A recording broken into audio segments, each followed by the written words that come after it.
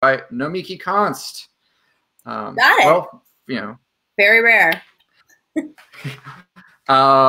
first question I kind of have to ask right now, given the times we live in, is: are you okay? Are you doing all right? Sorry. Thank you so much for asking. I am safe.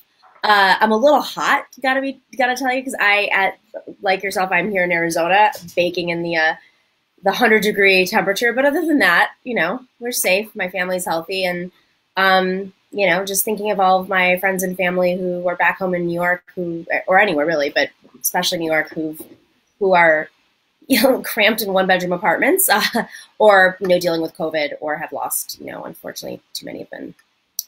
We've lost too many in the last few weeks, so I'm very grateful. It's got to be a scary time to be from New York, to be living in New York. I'm grateful that you're out here in the desert, and slightly safer at the very least. We're grateful to have you.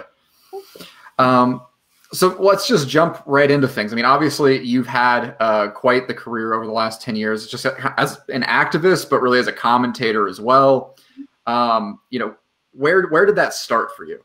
You went to school out here in Arizona. What made you decide during that period of time that, like, you know what, I am going to scream about the injustices of the world? Well, I think it's strange, you start to examine these things as you get a little bit older, and people ask you these questions, and you think, okay, well, maybe it started at this time.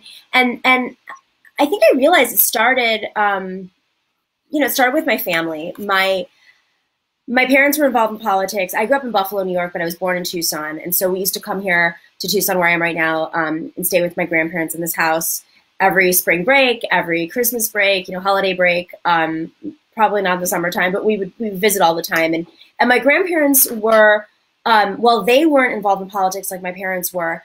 They were Greek, and I think it's very much part of the culture to like sit down at the table and debate, express opinions, argue about anything, literally anything. It's part of the culture. But I think when my grandparents got older and they talked about their experience being refugees, they're from an area of Albania that was occupied.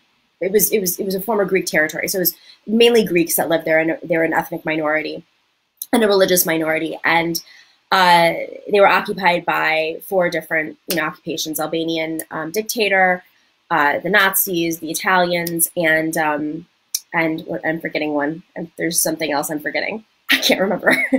I'll think about it in a second, I'm sure.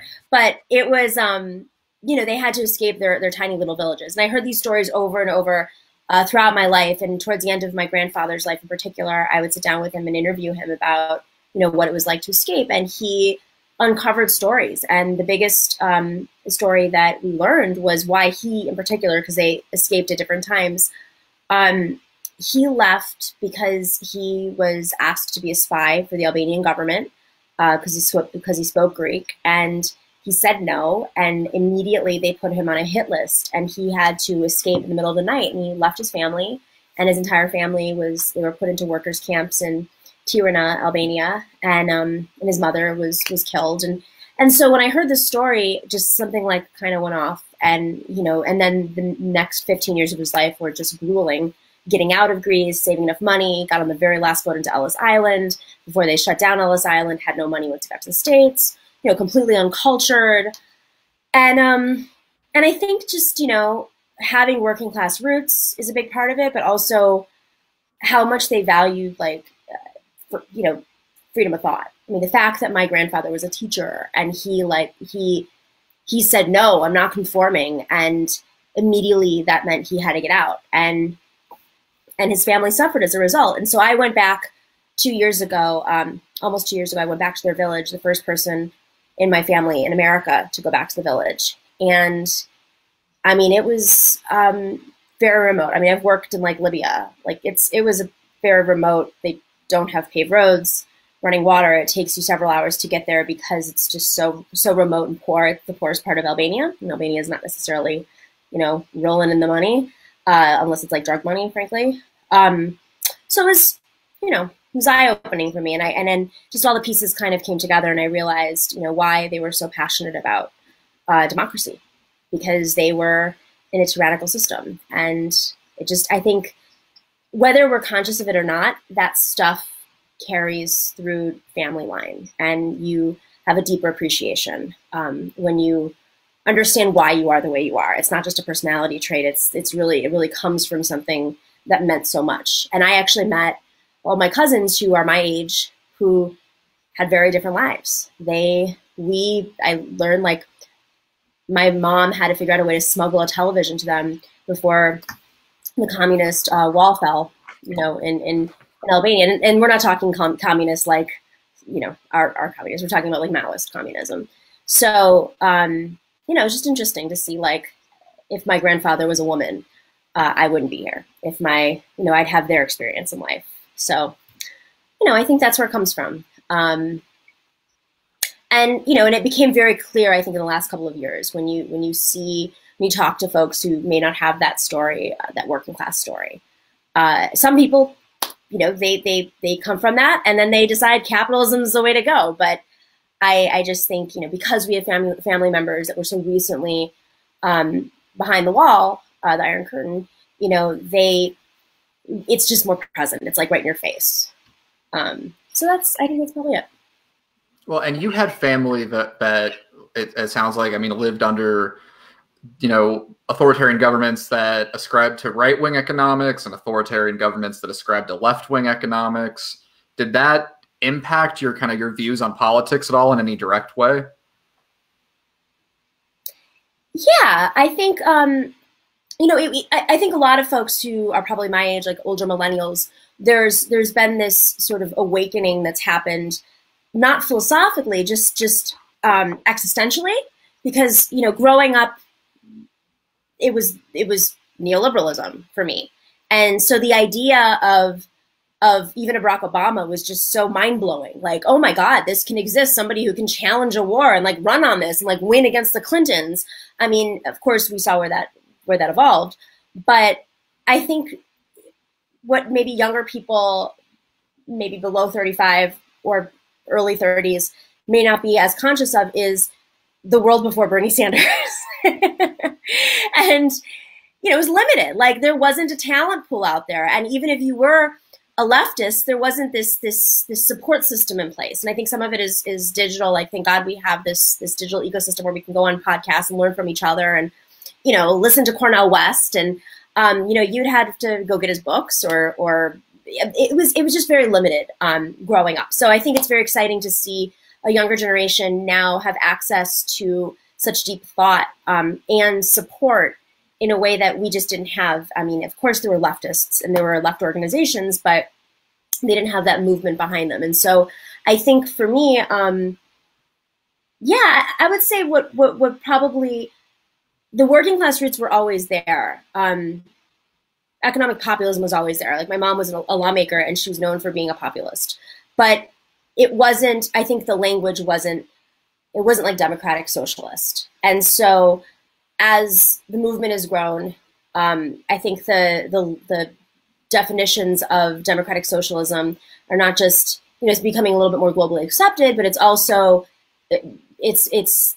I'm realizing exactly what kind of progressive I am, what brand of progressive. It's not just, left-wing economics. It's very much based on better democracy. I am an electoral, democratic socialist. I know very well that it's, I think that it's our only path forward in this country, and it's very limited, and it's going to be daunting and hard. And I think this moment in particular is really hard for everybody. But on the bright side, how amazing is it that pretty much everybody under 50, for the most part, especially the Democratic, primary voters, is so much more enlightened when it comes to these issues, the way that they just weren't 15 years ago, or even under Obama.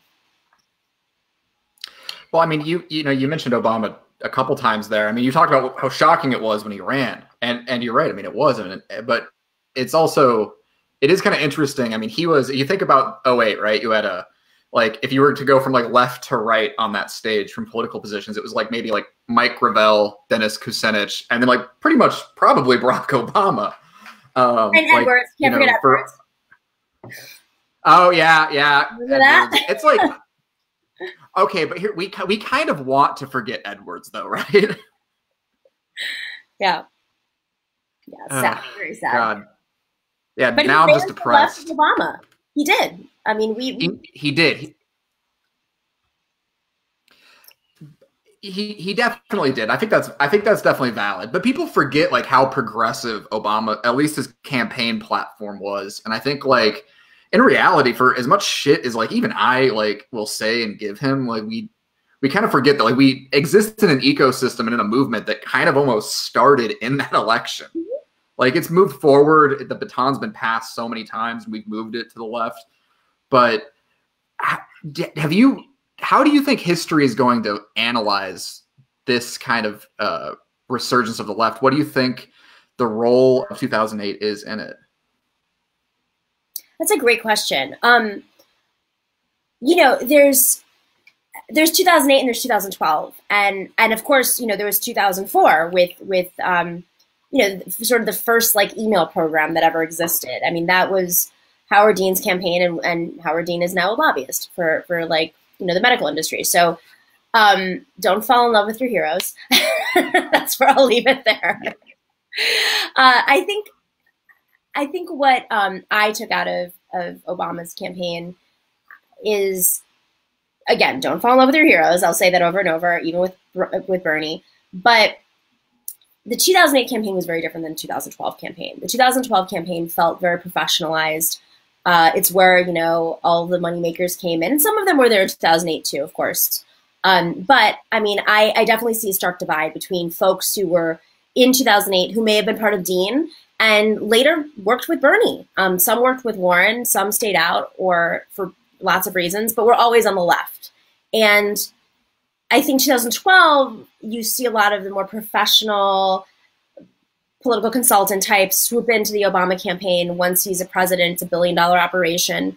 And that's where you have like the Democratic institutionalists. And so, you know, it's like hack culture. There's no other way of saying it. So I think, you know, if history is honest in assessing that, which I don't think it's really done there hasn't been a great job of doing so in the last, you know, 40 years. I mean, where now we're seeing brilliant work like from Thomas Frank, for instance, you know, with Listen Liberal, or even What's the Matter with Kansas. You know, he's done a great examination of where neoliberalism took over the Democratic Party and tied it to sort of the money-making side of it. I think that's really what it is. I mean, the divide between the left and the centrists in the party who are in control, it really comes down to who's in the industry of like the working people, meaning union members, organizers, activists like yourself, and who's there like making money off the elections, or, you know, lobbying folks. And so when that wasn't allowed in the party, you had a different party. And so I hope that history reflects on this era and says, how amazing is it that Bernie Sanders, started with Dean, of course, they broke the system. They broke the campaign finance system that had made us so beholden to these special interests. And, you know, you can run a campaign, not fully yet, but you can probably run a campaign successfully without buying campaign ads. I mean, AOC never bought an ad on television. If you're very strategic in how you do things, of course, under COVID, it's very different. But, you know, presidential campaigns, yes, you need television ads as long as you have voters who are still watching TV. But the more we become, you know, millennials are voting as they age out and generations start to turn over, I think that you're going to see like the dynamics of campaigns. I mean, of course, you're going to try to find a way to make money. Like digital is not cheap, but is way cheaper, way cheaper than doing these multi-million-dollar campaign ad buys on television, which I think has really determined how everything flows. I mean, you have to raise the money to get on TV. And where do you raise the money from? You raise it from like the big wealthy people who you're beholden to. But now you can raise the money from small dollar donations and not do that. So Bernie raised more money than anybody else in this race. I mean, that's just that alone. I hope history says this is the first time the people were really able to become mainstream, true populist leftists, because we had the ability to organize and create an equal playing field. It is interesting. I mean, to hear that kind of breakdown, because it is true. I mean, Bernie raised that much money, and yet at the same time now, just in the matter of what feels like a month and a half, it's easy to almost think of him as like an underdog candidate again, and not someone who was at one point really a front runner and a fundraising powerhouse. There are maybe so many lessons, I think, wrapped up in Bernie's 2016 campaign and his 2020 campaign that like we're not going to probably learn from for like 2 more cycles. And yeah, the power of small dollar fundraising, I think, is definitely one of them. But also what you do with that money clearly matters quite a bit as well. I want to pivot more to not just your thoughts, but also kind of your career. You have the Nomiki Show now, which is something that you've kind of launched independently. You were a commentator with different established kind of media groups prior to this. What made you decide that you wanted to go out on your own and just do your own show and produce it yourself? I think, I don't know, something just, I realized a lot of my friends were doing this, and they were doing it so well and with so much freedom they're unattached to any sort of editors. I mean, I worked for CBS, I worked for SiriusXM, I was a daily commentator on CNN and Fox News as a leftist, I have to say that. And like I still go on NPR regularly, but there's limitations. And even at TYT, the Young Turks, that was my first sort of shift to independent media. I was still limited. I mean, it was still limited in that I had to speak to an editor. I had to, get budgets approved to cover what I wanted to cover. That's just how newsrooms function. And when I was at SiriusXM, I hosted a 3-hour daily show. And it was awesome because I had full editorial, like we negotiated that I would have, especially after 2016, because it was in between the primary and the general.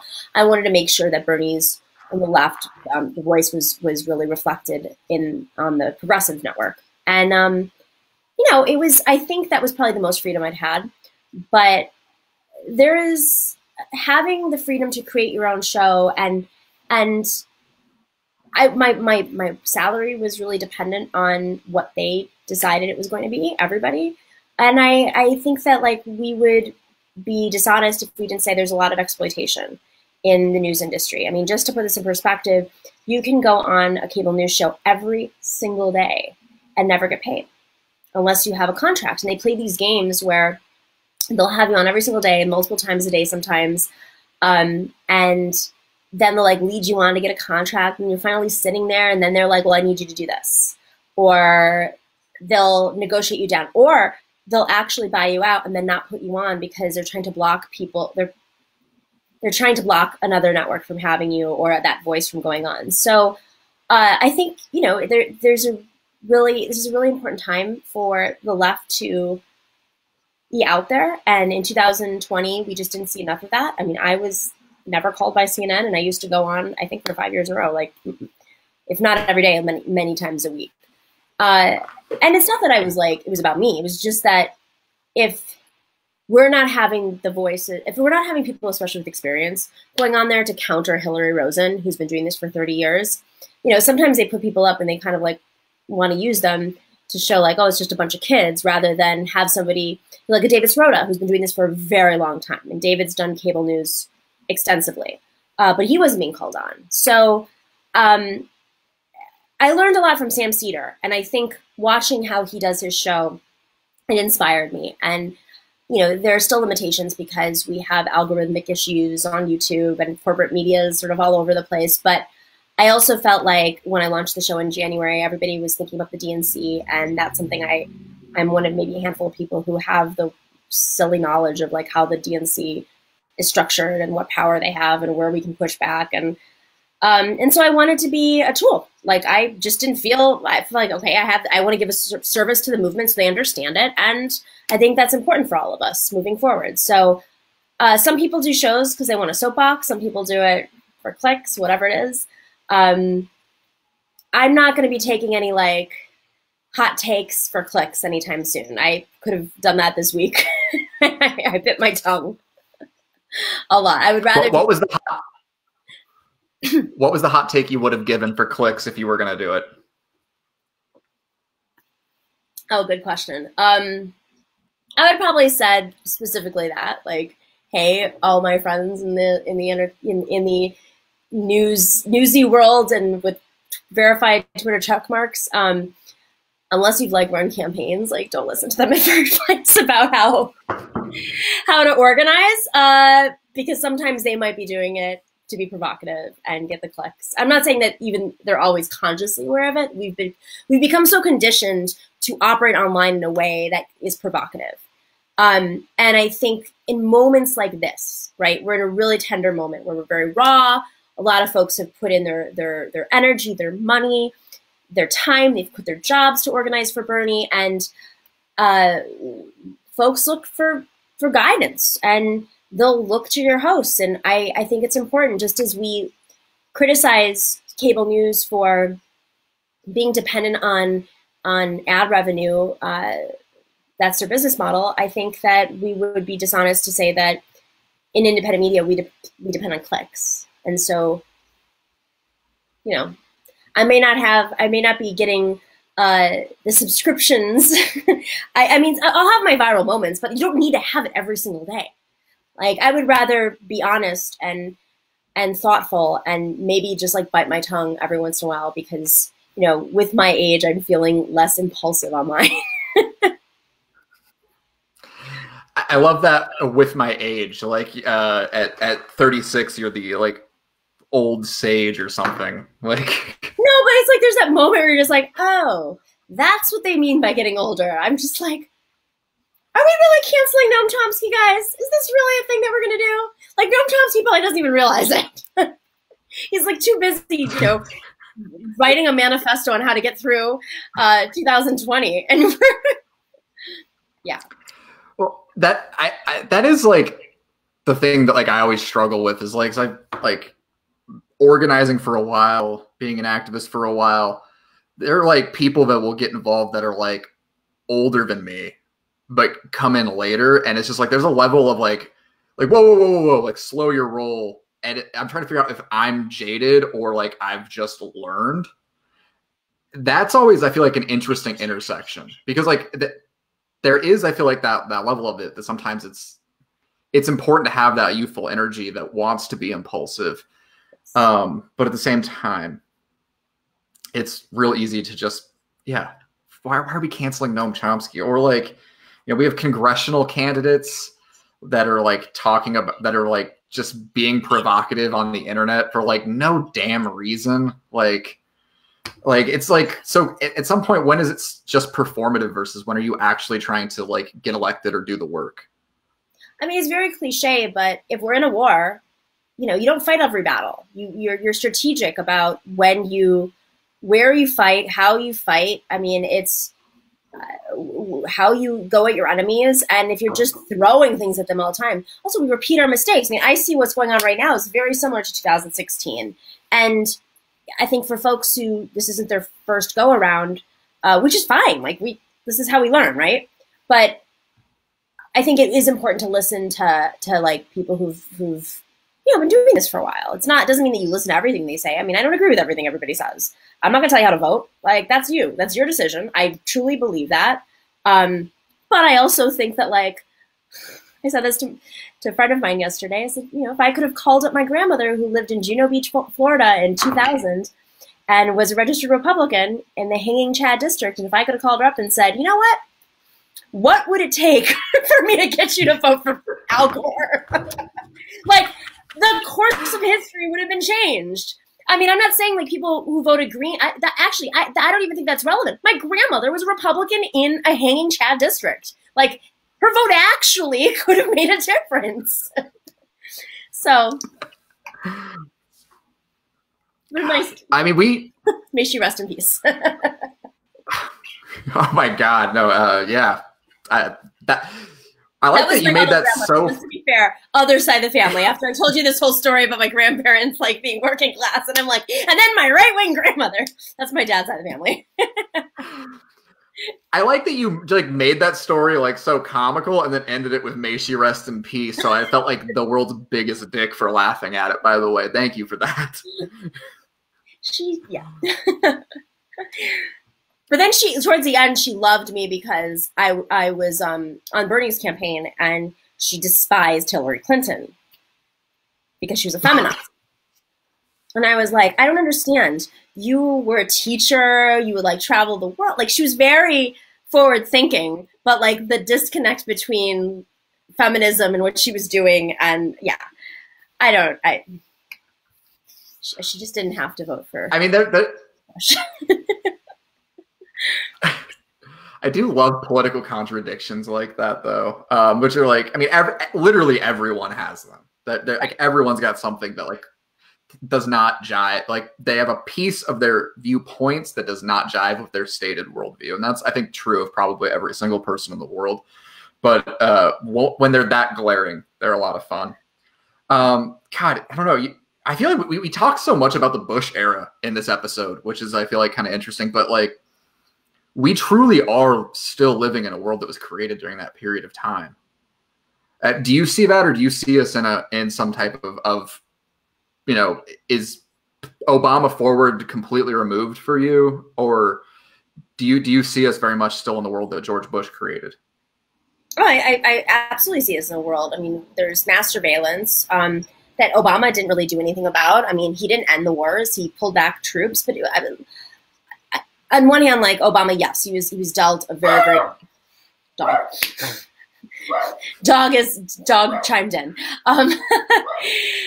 Yeah, I mean, I think obviously Obama had a very difficult challenge in we forget how much destruction took place under the Bush years. And sure, it would have been great if President Obama didn't appoint people like Tim Geithner and advisors Larry Summers. We may be in a very different situation if he had gone with like Joe Stiglitz, for instance, or even a Stephanie Kelton, although I don't know if she was, you know, that far along in her career at that point. But with that being said, like, I mean, that's sort of the neoliberal conservative neocon dance. It's like the neocons just wreck the economy, wreck society with war, and put people in debt. And the neoliberals like band-aid it.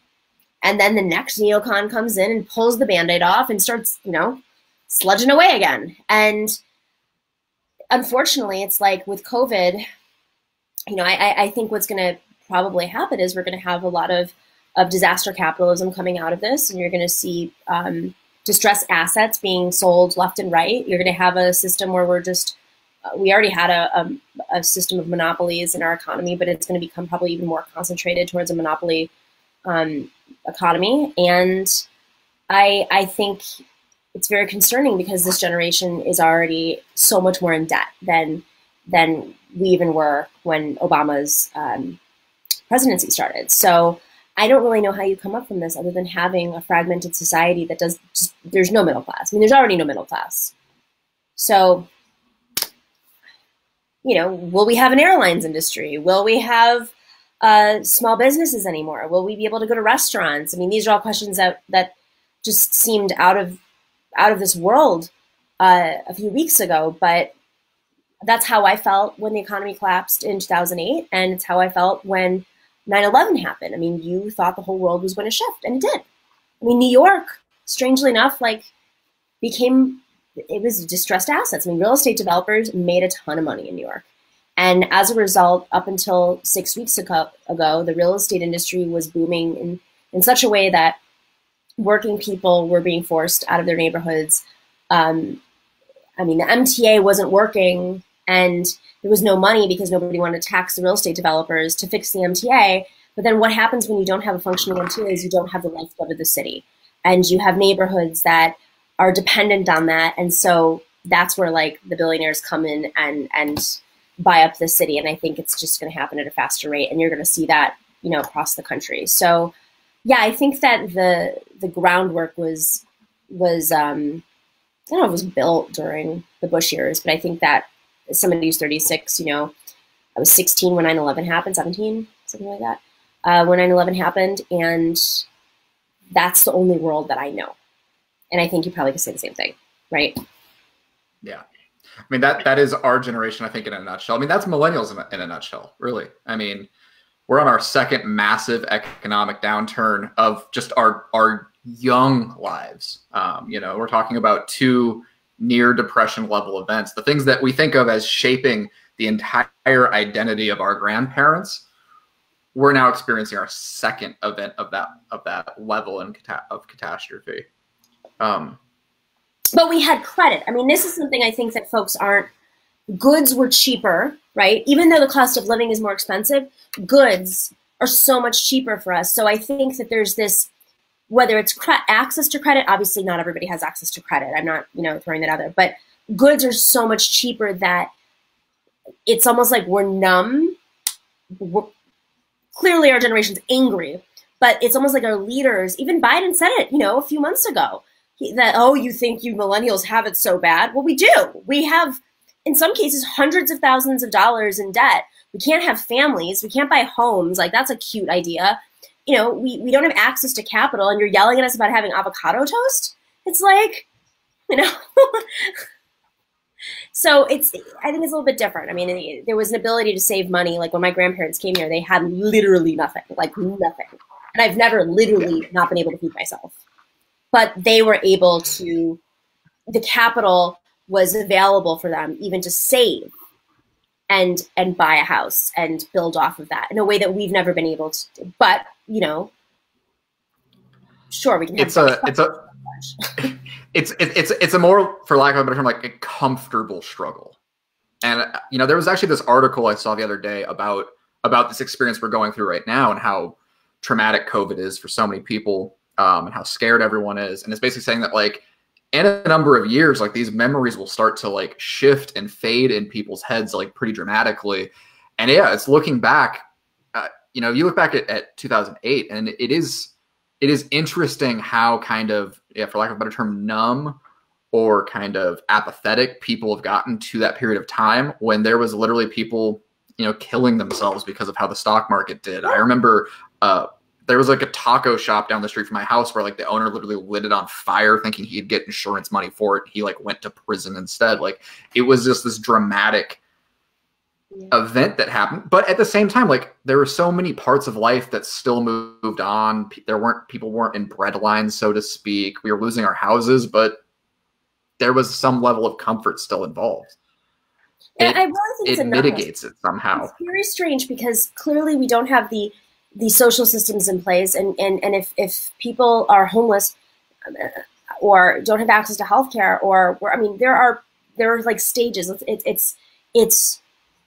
It's much more present when you're, I think, in a city where everybody's like on top of each other. You can like feel it in the air. Yeah, I mean, there are plenty of people who were not able. There weren't breadlines, but there is a strange numbness in that, like, there were 10 cities, right? There were actual 10 cities in Southern California that came up overnight, like Hoovervilles. But maybe it's just because the press doesn't talk about it. I mean, there were also people who just did not have access to capital at all, no money at all. Went from like being middle class to nothing overnight, and they were not homeless. So I think I think credit has a lot to do with it, frankly. I think some people, the credit was sort of the social safety net for some people. And if they have family that had capital, there was always a way of moving home. But many people in America don't have that luxury. It's a luxury. I mean, I have the luxury right now. I'm sitting here in my grandparents' house and instead of a 1-bedroom in Queens. So. No, it is such an insane luxury. I mean, I live in Tucson because of 2008. Like, I live in Tucson because my family lost their home. And not even just like my parents. I mean, like, literally, like, every branch of my mother's side of the family, like, lost a place to live and, like, regrouped in my grandmother's home in Tucson. There was, like, 14 of us living in one house. And it is weird how, like, traumatic at the time that was. And yet, in my head now, it is, like, this kind of weird, like, sanitized, like, oh, fun hijinks with my cousins. And we were a bunch of adults living together. Like, that was a normal thing to do. like literally like piled on top of each other in a living room floor. Like, right. But it was still like, right. Like in a strange way, it's like the modern day tenements, but different. Maybe it's, we have Wi-Fi. I don't know. Maybe it's because we have air conditioning. Who knows what the actual, like, you look at history books and it's just like sweaty people like on top of each other and they're like, you know, pushing through. And also it's a type of jobs that we're doing. I mean, it's because we have grandparents in Tucson. That's ultimately what it is at the end of the day. Yeah. Yeah, it's a retirement. I mean, that's it. Yeah. Yeah. If everybody had a grandma in Tucson, they'd be safe through every financial crisis. That's an economic principle, I'm pretty sure. I think so. We'll have to lobby Chomsky for that. Who is in Tucson? He is. He absolutely is. Just bringing it right back. It's so funny. So it really is. You know, let's actually, you know, let's pivot from the impending horror and economic cataclysm that we're in the middle of, and also away from the one that we communally lived through 10 years ago. Let's talk about you personally. Oh, you're from Arizona, sort of. You're sort of from New York. I want an answer from you on the record. Which do you prefer? Oh man.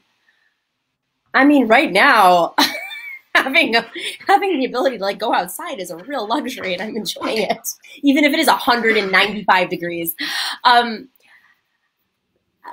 That's hard. I love New York. I really, it is just so. It's the most magical place on the planet. Living in Queens, which is constantly in battle with the most diverse borough up against the Bronx. I've had arguments with assembly members about this from the Bronx. I'm the most, no, it's you can walk outside and find anything. I mean, there's just culture all around. You have the freedom of expression and thought, and there's just such an, especially my neighborhood in Astoria, there's just so much activism and consciousness and liveliness. And I think this moment, I mean, prior to COVID, especially in Astoria, like a really magical thing is happening. With that, it's also you're just right up against history. You walk down blocks where transformative moments in history took place. I mean, the Triangle Shirt Factory, or you know, right next to Triangle Shirt Factory, you have Washington Square Park, where how many moving speeches took place there. Yeah, I mean, it's pretty powerful. I mean, I subscribe to this app that goes through neighborhood by neighborhood, and you're walking through history in New York and you're looking at a building and there's like 5 significant events that took place at that building. Or Maria Callas was born on my block. You know, I learned that the other day. So it's powerful. I'm so inspired. I think that if it weren't for COVID, you know, when I'm feeling depressed or down, I just take a walk. And I am instantly connected with people and their stories and their experiences. And that also gives me perspective, because, I mean, for me, like if I ever start to fall into any sort of depression, it's just, I just go outside and it's like, I see what it takes for people to live in New York, which is extremely expensive now. And I think that's what I'm saddened about with New York, is that the cost of living is extreme. The income inequality is the starkest in history. And there are just so many powerful interests, particularly the real estate industry, that are making it harder and harder to live in New York. So on one hand, I love New York to my bones. But on the other hand, it's not the same New York that it was a few years ago. And you can feel the hardship in the air. I mean, you could definitely feel it right now, but you can feel it in the air before COVID. And on the other hand, Arizona, I feel like every time I come back here to visit family, for vacation, whatever it is, there's just so much changing. There's so many fun things happening here that, you know, I've been coming to Tucson. I was born in Tucson and we moved when I was 5, but I've been coming back here for the holidays to visit family for, you know, last 30 years. And And then, of course, I went to University of Arizona. And I think, like, it's just it's a different city. There's a lot of really encouraging things happening. And I love that Tucson is more progressive than most parts of the state. And so, like, there's a lot of pride. And just seeing you, I mean, when you went viral, I was like, yeah, like, that's it. Like, it was great. People finally realized Arizona's not a bunch of right-wing nuts, like the person that you were laughing at.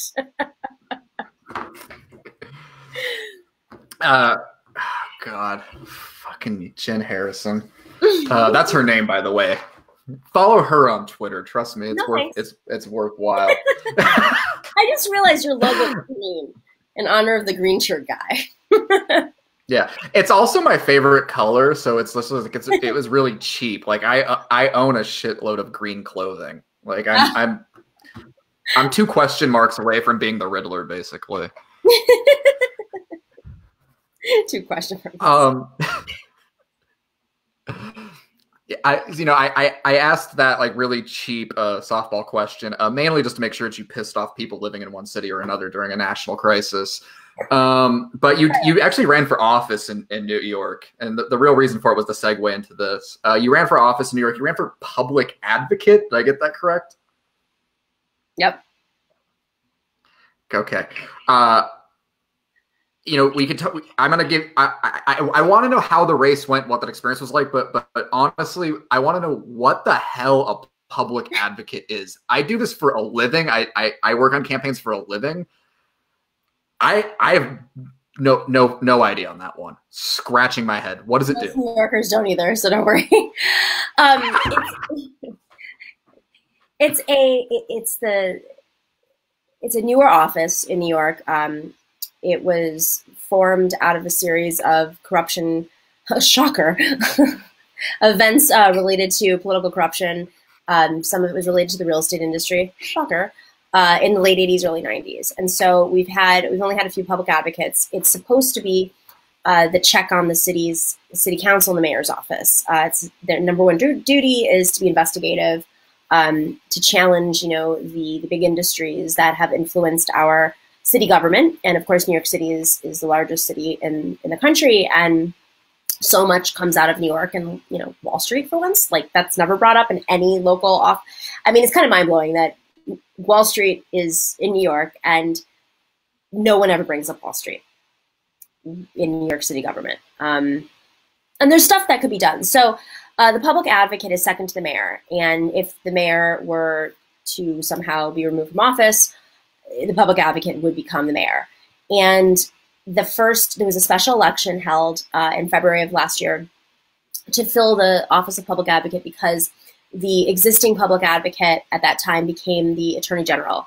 And she became the attorney general because of another scandal from our attorney general, Eric Schneiderman, who, if folks don't remember, there was a jaw-dropping, it wasn't even Me Too, it was assault and just really horrifying story. So, yeah, so the special election and, special elections, city elections are not the highest turnout in general, but special elections in particular. And we have a matching fund system in our city. So people, more folks run because they are like, oh, well, I can suddenly, if I can raise matching funds, get to that level, then my race becomes incredibly viable. Except this is the first citywide special election. So a lot of the things hadn't been sorted out yet. We got to our matching funds. We didn't get the matching funds until 4 days before the election. So build a citywide operation in 4 days and tell me how you do. So I think there's like a lot of in the story that people don't understand, that the person who won received matching funds much earlier than everybody else. And, because of that, probably got some endorsements that were important. And then it became sort of a domino effect from there. But, I was the only person in the race who'd done any sort of investigative reporting before. I was the only person in the race who did not take any real estate developer money at all. Although, there were like hit pieces thrown out. I mean, that's the other thing is like people don't realize that the New York City media is very much influenced and funded by real estate developers. They do these conferences. And so I had a target on my back. And I think a lot of folks would be like, oh, you didn't do well because of that. it was really just about the matching funds. I ended up getting right in the range of elected officials that represent their districts and only won their districts because they have name ID there. So like, you know, city councilmen, assemblymen, they ran and did just as, you know, we were right there in the same range. So it was a crazy race, very, very, very low turnout. So if you get an endorsement and the matching funds early, you can do very well because the turnout was so horrifyingly low. But it was an experience. You know, you because the race was short and it was in the winter and it was the coldest winter. Our petitioning was done. We gathered 10,000 petitions in, I think, 10 days or something like that in a week. I don't know how we did it. I look back at it and I'm like, don't even ask. Like, it was amazing. So we got on the ballot and then we hit all the metrics to get into the debates. So the fact that like City and State magazine said we won both of our debates, it was pretty cool to be able to get through all of those hurdles and not be a candidate who was taking money from any special interests. Or, I mean, we never spent money on Amazon. Like, we didn't use Uber and Lyft. So like we were very much the workers' race. And I think our average donation was like $17 or something. So it was pretty cool. Wow. And you said that's second in the line of succession from the mayor. Is that correct? Yep. So basically what you're telling me is that the biggest city in America was one election and a heart attack away from having a Mayor Konst. Am I getting this correct? I mean, that's kind of what we were, no, I mean, I was advocating for it to be removed from the line of succession because the job is really supposed to be an independent office. And, you know, I don't think anybody from the city council should be running for that position. If it's a check on the city council, what are you going to do? Like investigate your colleagues? So, you know, I think the structure could be reformed. And as a result, it hasn't flexed its muscles. It hasn't really, you know, we had a lot of amazing ideas. Like we were calling for a $30 minimum wage and people thought I was crazy. And I was like, well, if it was adjusted with inflation, it would be $34. The cost of living in New York is outrageous. We should have rent freezes. There's just a lot of stuff we wanted, you know, we were calling for the MTA to be free and they thought I was nuts. And then just this year, there's a whole movement to make the MTA free. So I mean, there's a nationwide free public transit movement going on right now. Yes. It's if it's your lifeblood and, you know, you have a governor who people love watching his press conferences, but meanwhile, he's been cutting Medicaid and he put real estate developers on the seat of the MTA board. Andy Byford, who's like the most famous transportation expert in the world, who's transformed, you know, the London transportation system, so many different transportation systems. He quit because he was like, Andrew Cuomo's a nutcase. Like, yeah. Well, you know, there is a thing that I think the Cuomo de Blasio thing has really reinforced something to me watching their response to COVID, which is that crisis response and like competency and like that kind of emergency situation is not wedded or married to political ideology at all. I am not a fan of Andrew Cuomo's politics, just to put it lightly. And I never have been, frankly. I can't fault the job he's necessarily done in response to this one issue. The flip side of that, though, is that like I was actually a huge fan and supporter of de Blasio. I thought when he ran for president, that was a pretty solid movement. Not movement, but like I was the only. So here's the thing. I was the only de Blasio fan in 2020. No, I really had this 2020 opinion after like watching the first debate that was like, God, I love Bernie. I love Liz Warren. I'm going to take so much shit for saying this online. I kind of wish neither them nor Joe Biden was running. I like after that first round of debates, I was just like, I kind of wish that all of these big, huge superstar names who are all also like in their twilight years were just not in this race, and that it would have given some of these other people a little more breathing room. So I thought there was a solid bench kind of forming up. Now, the flip side of that, though, going back to what I was saying earlier, I can't say like there's a lot of things that de Blasio said from a like national like policy perspective that I agreed with. I can't say I love how he handled the early days of coronavirus in New York. that kind of scares the hell out of me, actually. Yeah, I don't know what it is. I think I don't know if it's his instincts. I mean, I once when I was at TYT, I followed him around for a day, and he had never granted any reporters that privilege before, so it was kind of cool. But I asked him a lot of questions, like how much, for instance, how much of what's going on between you and Cuomo is really just because there's just this press corps in New York City that is rabid. I mean, it's like they want to take down the mayor, no matter who the mayor is, and it's corporate funded. It's not leftist. None of it is leftist, including New York Times. And the governor doesn't have. There's very few reporters in Albany, and they do report on him, but he's known for not showing up in public, not doing press conferences, like going quiet, doing things behind the scenes. I mean, the fact that like you have a governor right now who is doing daily press conferences, even on the weekends, like today, nationally being covered when his entire office was under investigation for corruption and his senior aide went to jail for corruption. Like, this is mind blowing to me that you have somebody who has so much of a bad record. I mean, there's just so much there. And it's just because of the way that like the media world works, it doesn't stick.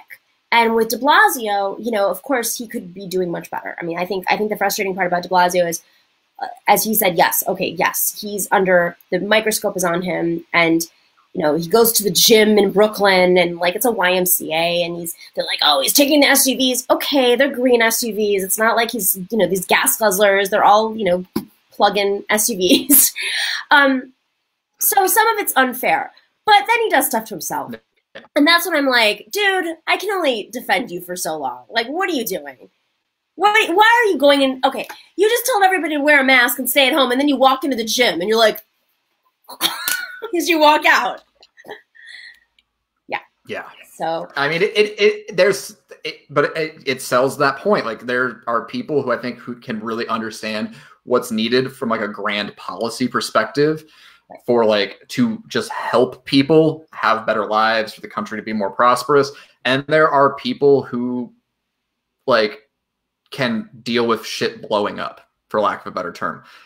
Those aren't always the same people. Right. The Andrew Cuomo like media blitz thing is really interesting to me, because the reality is that like, while I think he has handled this crisis better than many other governors, I don't necessarily know that he's done better than, say, like Gavin Newsom. And yet, like, there's no like the Cuomo, like there's no Newsom sexual like T-shirt being sold like there is with fucking Andrew Cuomo. Like, well, like how does that happen? Well, I think some of it is also who's buying that T-shirt? Who the hell is buying that T-shirt? People who, like, someone give him a subscription to Pornhub. If you're that lonely and you're looking at Andrew Cuomo, ew.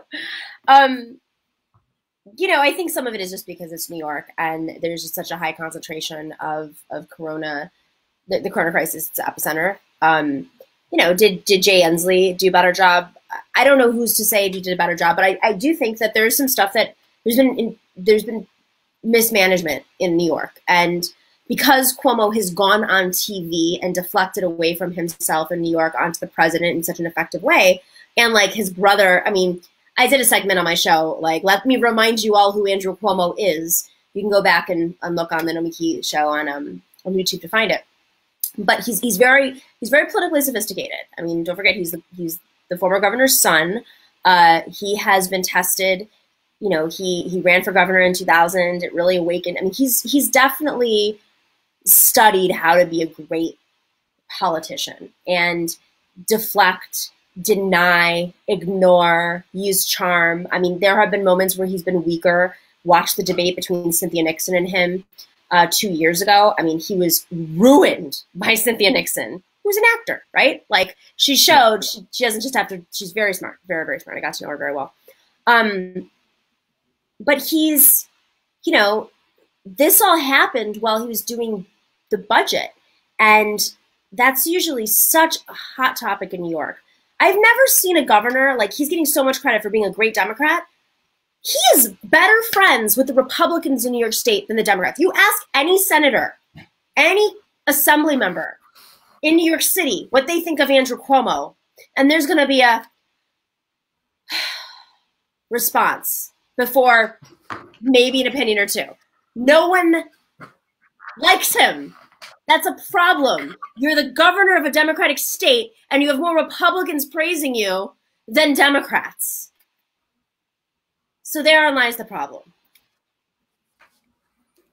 Well, let's talk about. I mean, that is the huge issue.